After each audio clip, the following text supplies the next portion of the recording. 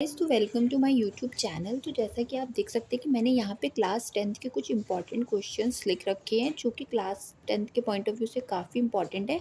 और स्टूडेंट को क्या कहते हैं, क्लास 10th में जो चैप्टर है इंट्रोडक्शन ऑफ टिप्नोमेट्री, ये जो चैप्टर बहुत टफ भी लगता है।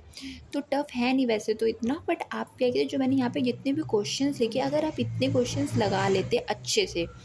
देखिए, मैंने सिर्फ अभी यहाँ पे क्वेश्चंस लिखे, अगर आपको सोल्यूशन चाहिए तो आप मुझे कमेंट सेक्शन में बताइएगा, तो मैं आपको इसका सोल्यूशन भी दे दूँगी, ठीक है। तो ये मैं ये कह रही थी कि अगर आपको ये जितने आप मैंने यहाँ पे क्वेश्चंस लिखे, आपने अगर इसको समझ के इतने ही क्वेश्चंस लगा लिए, तो मैं ये गारंटी ले रही हूँ कि आप क्लास मतलब ट्रिग्नोमेट्री का कोई क्वेश्चन छोड़ के नहीं आएंगे, क्योंकि ये जितने क्वेश्चन हैं ये बहुत ही इंपॉर्टेंट है। और मतलब आप इसको एक बार मतलब जैसे कोई भी क्वेश्चन आप एक स्टेप बाय समझ गए कि हाँ, इस क्वेश्चन का सोल्यूशन ये है, तो फिर आपको कोई भी कैसा भी क्वेश्चन घुमा फिरा के दे तो आप वो कर लोगे। तो देख लीजिए, देखिए सबसे पहला क्वेश्चन है, एक आपको ट्रायंगल गिवन होगा जिसमें ए बी और साइड गिवन होगी, और आपको ये ट्रिग्नोमेट्रिक रेशियोज फाइंड करने होंगे, ठीक है। फिर सेकंड टाइप का क्वेश्चन भी कुछ समथिंग ऐसे ही है, इसमें 15 cot A = 8 है, तो आपको find the value of sine A and sine, फिर जो बोल रहे हैं सिर्फ उसी रेशियो की वैल्यू फाइंड करनी पड़ेगी, ठीक है। देन उसके बाद ये भी सिमिलर वैसा ही क्वेश्चन है, मैंने लिख दिया ताकि कुछ कभी कभी ऐसे पूछ लेते हैं, कभी ऐसे पूछ लेते हैं और कभी कभी ऐसे पूछ लेते हैं, तो इसलिए मैंने तीनों टाइप्स के क्वेश्चन लिख दिए। तो जो थर्ड क्वेश्चन है, इस टाइप का sec theta is two this and right angle triangle बनेगा। जब आप देखिए ये सॉल्व करना सीख जाओगे तो आपके लिए ये बहुत ईजी है, मतलब सॉल्व करना आपको ये टफ नहीं लगेगा। आप मुझे ज़रूर बताइएगा अगर आपको इसका सोल्यूशन चाहिए हो, ठीक है। तो then find the all trigonometric ratios, आपको सारे टिग्नोमेट्रिक रेशियोज फाइंड करने and find the value of this.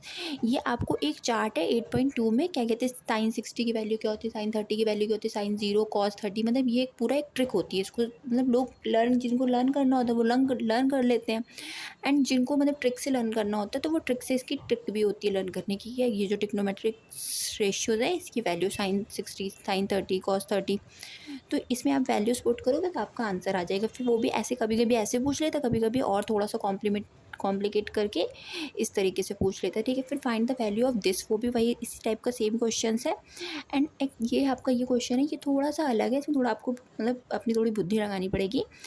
tan bracket में a+b = √3 एंड tan a-b = 1/√3, तो ये कंडीशन गिवन है। Then find the value of a and b। तो ये भी सोल्यूशन इतना भी टफ नहीं है, बस आप एक बार समझोगे ध्यान से तो हो जाएगा, ठीक है। देन उसके बाद आपका आता है ये, यहाँ पे देखिए मैंने कुछ ये वैल्यूज़ रखी, ये कॉम्प्लीमेंट्री एंगल से सॉल्व होते हैं ये क्वेश्चंस। ये भी काफ़ी इंपॉर्टेंट रहते हैं, कभी कभी ऑब्जेक्टिव 1 या 2 मार्क्स में पूछ लेता है, ठीक है। देन उसके बाद प्रूव दैट, ये गिवन है, इसमें भी कॉम्प्लीमेंट्री एंगल्स का जो फॉर्मूला लगेगा, देन आपको प्रूव करना होता है, ठीक है। देन उसके बाद ये 9 नंबर क्वेश्चन है, if tan 2 = cot A-18 then where 2 is a acute angle, then find the value of A. तो ये भी काफ़ी इजी है, मतलब बहुत, ये भी इसमें कॉम्प्लीमेंट्री एंगल का ही रूल लगा के हम लोग इसको सॉल्व करते हैं, तो ये काफ़ी इंपॉर्टेंट रहता है। कभी कभी क्या मतलब पूछता है मतलब बोर्ड्स में ये क्वेश्चन। देन उसके बाद है तो ऐसे सारे ही इंपॉर्टेंट, मतलब ठीक है। If tan A = cot B then prove that A+B = 90, ये भी काफ़ी इंपॉर्टेंट है, ये कुछ सिमिलर ही है इसके जैसा ही है। Then find the value of this, अब ये भी आपको बहुत अच्छा क्वेश्चन है, ये भी कभी एस टाइप के क्वेश्चन भी आपसे पूछा जाते हैं बोर्ड्स में। देन उसके बाद नेक्स्ट है 9 sec² A -9 tan² A, तो किसके इक्वल होगा, ऑप्शंस गिवन होते हैं, या कभी कभी सोल्यूशन करने के लिए बोल देता है। तो ये बहुत ईजी है, इसका आंसर 9 होगा। इसमें आइडेंटिटीज़ होती हैं, आइडेंटिटीज़ आपको लर्न होगी तो आप कर लोगे इजीली। प्रूव दैट, अब ये जो प्रूवमेंट वाले क्वेश्चंस होते हैं ये 8.4 के लास्ट एक्सरसाइज है उसके क्वेश्चंस है, तो ये भी काफ़ी इंपॉर्टेंट रहते हैं बोर्ड के पॉइंट ऑफ व्यू से।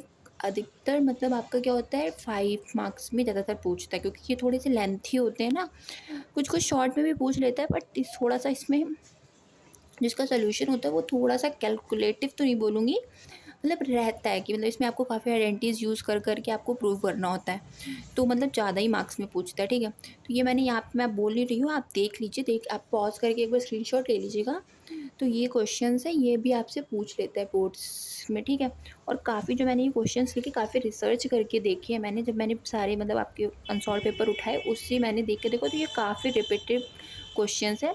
तो एक बार आप ज़रूर जितने भी मैंने क्वेश्चंस आपको बताए हैं एक बार आप ज़रूर लगा लीजिएगा, तो ये रहेगा कि आपको ट्रिग्नोमेट्रिक से मतलब आपको समझ आने लगेगी कि हाँ, ऐसे ऐसे क्वेश्चन सॉल्व होते हैं, तो आपको कोई क्वेश्चन ऐसा नहीं होगा जो आप ना कर पाओ, ठीक है।